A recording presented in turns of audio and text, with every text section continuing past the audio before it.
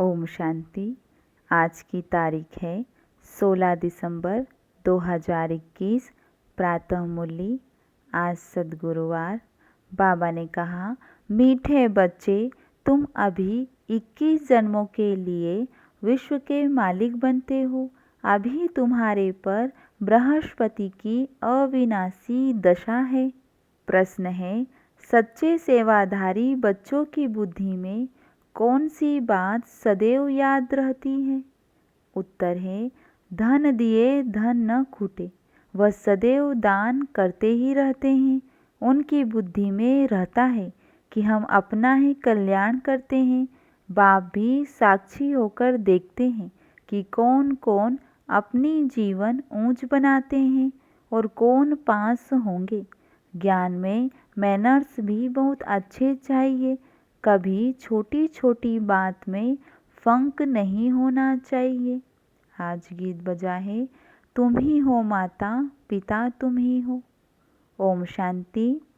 Good morning बच्चों को। आज है गुरुवार।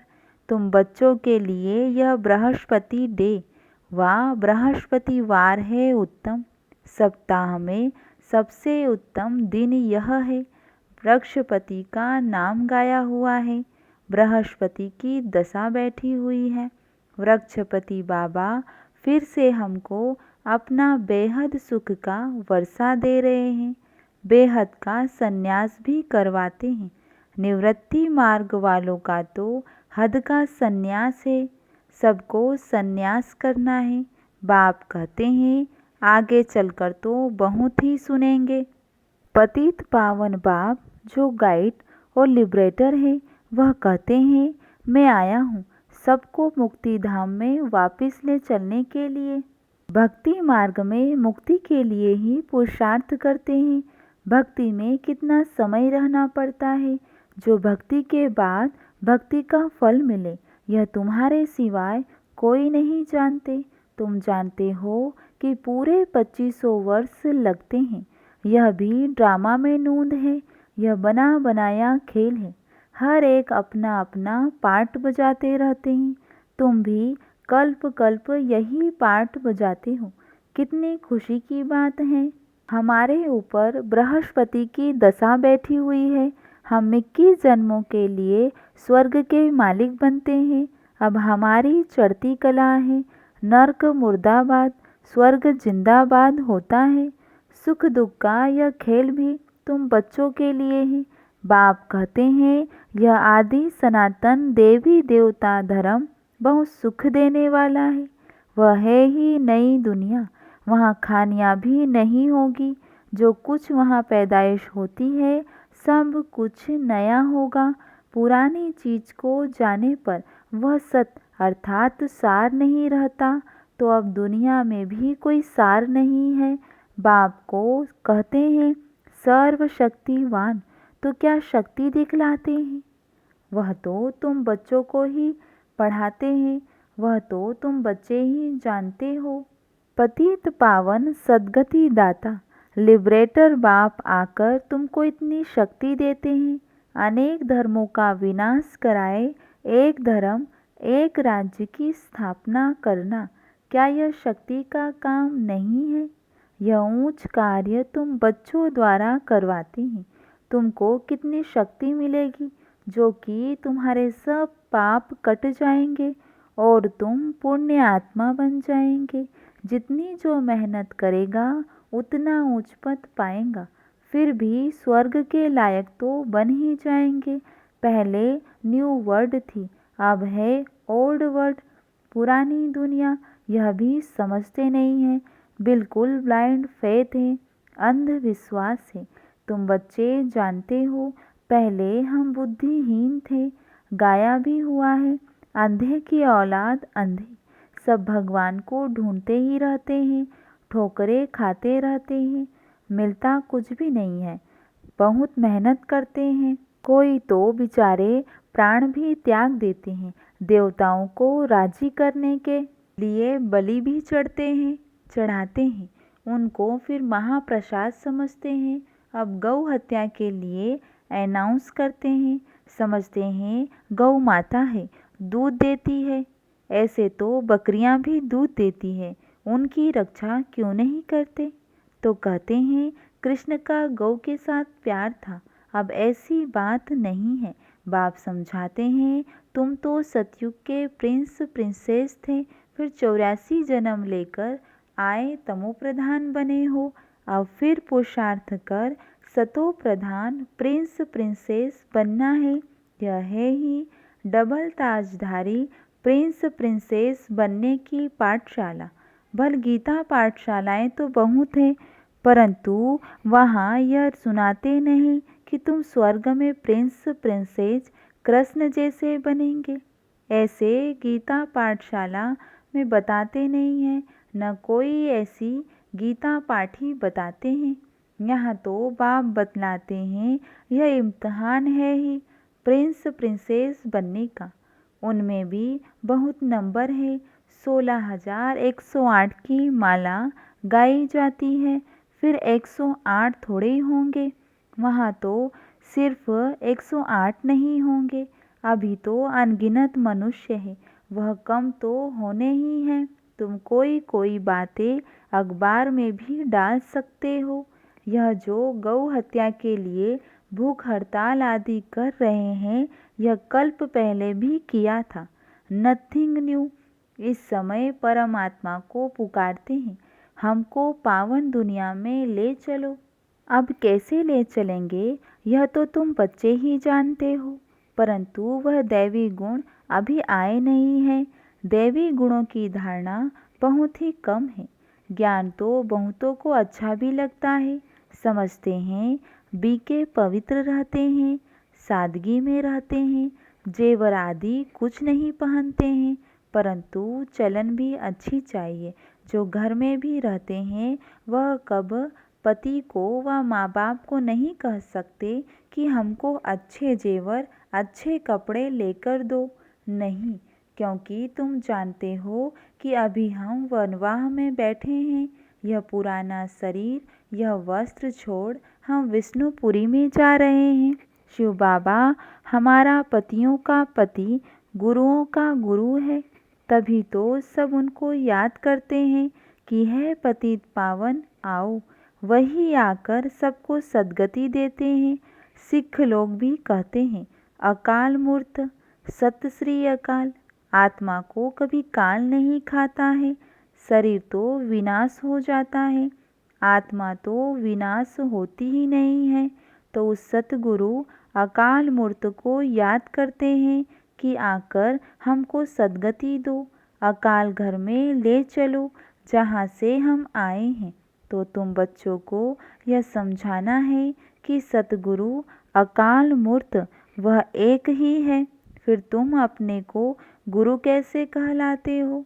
बाप समझाते हैं यह भक्ति मार्ग के अथाह गुरु है। ज्ञान सागर तो एक ही बाप है, उनसे तुम नदियाँ निकलती हो। यह बातें बाबा ही समझाते हैं। बेहद का बाप बेहद का वर्षा देते हैं। लौकिक टीचर भी पढ़ाई का वर्षा देते हैं। अब बाबा आकर कहते हैं माँ में कम याद करो तो विकर्म विनाश होंगे। सिर पर पापों का बोझा है ना, बाप को याद करने से बुद्धि गोल्डन बनेगी। अभी तो सबकी बुद्धि छीछी आयरन एज है। मूर्ति के आगे जाकर कहते हैं हम छीछी हैं, आप वाह वाह हो। तुम ही पावन ऊंच थे, तुम ही पतित बन नीचे आए हो। नाटक ही भारत पर है, 84 जन्मों की कहानी भी तुमसे ही लगती है। जो कृष्ण की राजधानी में पहले आएंगे वही पूरे 84 जन्म लेंगे। यह भी किसको मालूम नहीं है कि अब स्वर्ग कृष्णपुरी स्थापन हो रही है। तुम क्लियर कर लिख सकते हो कि हम योग बल से भारत को श्रेष्ठाचारी बना लेंगे।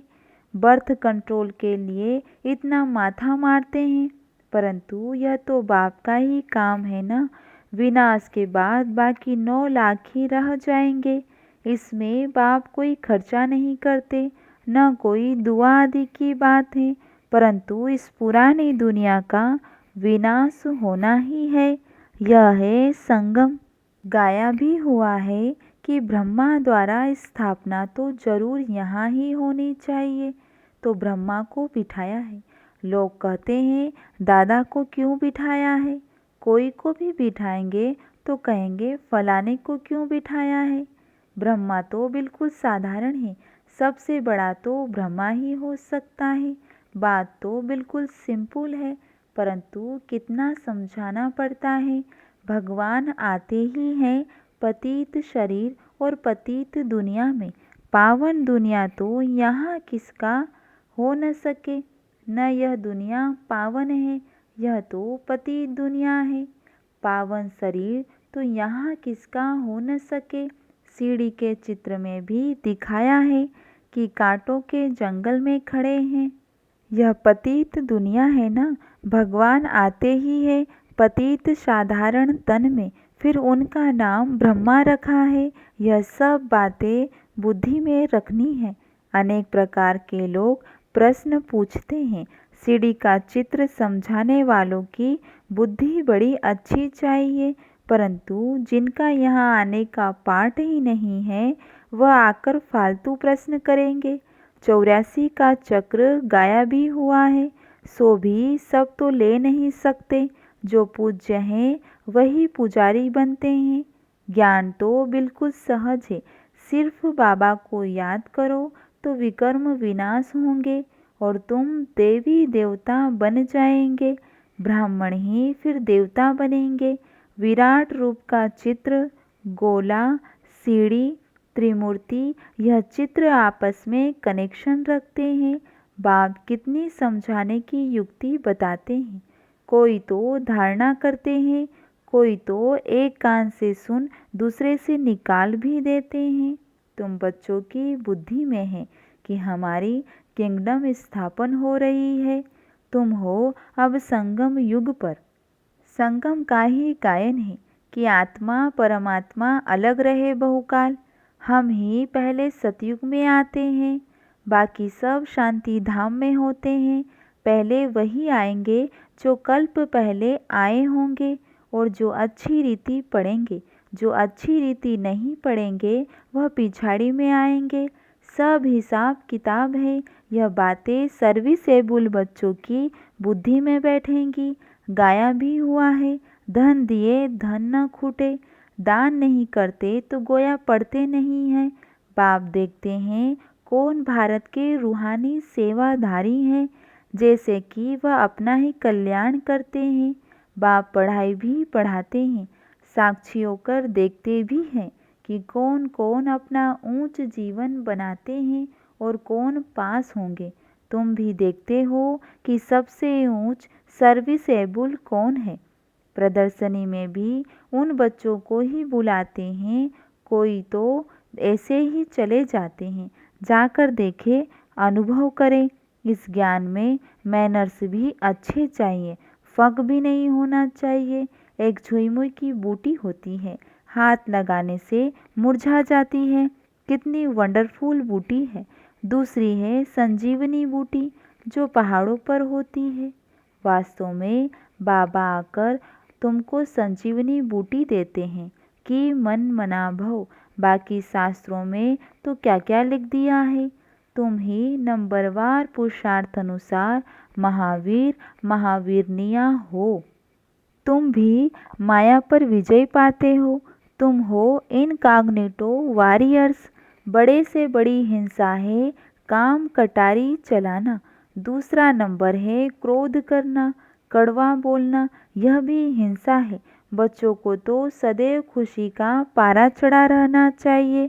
जो बच्चे सर्विस में तत्पर हैं उनमें भी माताओं का नाम आगे है। तुम हो शिव शक्ति सेना। गवर्नर ने भी कहा है कि माताएं जो कार्य कर रही है वह बहुत अच्छा है, परंतु यहाँ तो यह दोनों के लिए ज्ञान है। हाँ, माताओं की मेजॉरिटी है। यह थोड़े कि प्रजापिता ब्रह्मा द्वारा सिर्फ कुमारियाँ ही हुई है, कुमार भी तो है ना। जब दोनों ज्ञान लेवे तब तो प्रवृत्ति ठीक चले। जिसके घर में बच्ची होती है तो समझते हैं लक्ष्मी आई, जहाँ बच्ची नहीं होती तो समझते हैं यह घर निभागा है। देखो, लक्ष्मी की पूजा करते हैं। स्त्री को घर का श्रृंगार माना जाता है। लक्ष्मी है तो उनके साथ नारायण भी होगा। आजकल माताओं का बहुत रिगार्ड रखते हैं। सबसे जास्ती रिगार्ड तो बाप ही आकर रखते हैं। पहले लक्ष्मी फिर नारायण, पहले लक्ष्मी फिर नारायण। आजकल मिस्टर और मिसेज अक्षर निकाल श्री नाम रख दिया है। यह है माया की मत, और कोई खंड में श्री अक्षर नहीं है। श्री क्राइस्ट कभी नहीं कहेंगे। श्रीमत है ही एक भगवान की, जो श्रीमत से आकर श्रेष्ठाचारी बनाते हैं। तुम बच्चों को तो बहुत पुरुषार्थ करना चाहिए, परंतु कोई देह भान में आकर अपना पद भ्रष्ट कर देते हैं। इस समय सब देह अभिमानी हैं, और कोई पाठशाला ऐसे हो नहीं सकती जहाँ की आत्माओं को बैठ परमात्मा पढ़ाते हो। अपने को आत्मा समझ बाप को याद करो। कोई का भी ड्रामा में ऐसा पार्ट नहीं है। आत्मा में ही सारा अविनाशी पार्ट भरा हुआ है, 84 जन्मों का। सीढ़ी का चित्र तो क्लियर कर देता है। यह तुम जानते हो कि जिसने 84 जन्म लिए होंगे वही आएंगे। बाकी के लिए ऐसे ही समझना है कि पिछाड़ी में आने वाले हैं। अब बच्चों को बहुत ही समझदार बनना है, अच्छी रीति पढ़ना है। जो अच्छी रीति पढ़ेंगे और फिर पढ़ाएंगे वही ऊंच पद पाएंगे। बाप समझाने तो बहुत अच्छी देते हैं कि देह सहित सबको भूलो, अपने को आत्मा समझो। इस पुरानी दुनिया को भूल जाना है, सिर्फ एक बाप को याद करना है। याद से ही बाप का वर्षा पाएंगे। आजकल इशारा भी करते हैं कि भगवान को याद करो, तो जरूर एक ही बाप है ना, बाकी सब बच्चे हैं। ऊंचे ते ऊंचा है ही शिव बाबा, फिर ब्रह्मा, विष्णु, शंकर, फिर जगत अम्बा। भक्ति मार्ग का पसारा अर्थात विस्तार है झाड़, और ज्ञान है बीज। अच्छा, मीठे मीठे सिखिल दे बच्चों प्रति माता पिता बाप दादा का याद प्यार और गुड मॉर्निंग। रूहानी बाप की रूहानी बच्चों को नमस्ते, और हम रूहानी बच्चों की रूहानी बाप दादा को याद प्यार, गुड मॉर्निंग, नमस्ते। धारणा के लिए मुख्य सार है। पहला पॉइंट, इस समय स्वयं को वनवाह में समझना है। अच्छे कपड़े, अच्छे जेवर पहनने का शौक छोड़ देना है। सादगी में रहते हुए चलन बहुत रॉयल रखनी है। दूसरा पॉइंट, छुई मुई कभी नहीं बनना है। मुख से कड़वे बोल नहीं बोलने हैं। संजीवनी बूटी से माया पर जीत पाना है, माया जीत बनना है। आज बाबा ने वरदान दिया है, साकार बाप समान अपने हर कर्म को यादगार बनाने वाले आधार मूर्त और उद्धार मूर्त भव। जैसे साकार बाप ने अपना हर कर्म यादगार बनाया, ऐसे आप सभी का हर कर्म यादगार तब बनेगा जब स्वयं को आधार मूर्त और उद्धार मूर्त समझकर चलेंगे।